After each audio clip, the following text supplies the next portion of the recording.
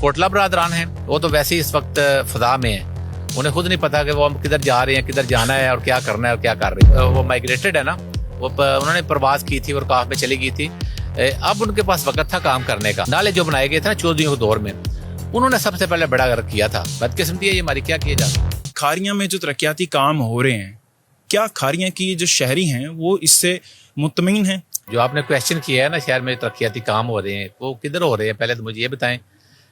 ترقیاتی کاموں کے نام کی کوئی چیز نہیں کھا رہی ہے شہر میں، لیکن بدقسمتی سے یہ شہر سیاسی طور پہ بانجھ ہے۔ اگر آپ ایم این اے کی اور ایم پی کی صورتحال دیکھیں تو وہ جس طرح ہوتے ہیں نا کہ انہیں خود بھی نہیں پتا کہ وہ ایم این اے ہے یا ایم پی ہے۔ میں نے جو اسلم صاحب، جو ہمارے راجہ اسلم صاحب، ان کو ایک دو دفعہ کہا کہ آپ کو پتا ہے کہ کھاریاں آپ کے حلقہ میں شامل ہے؟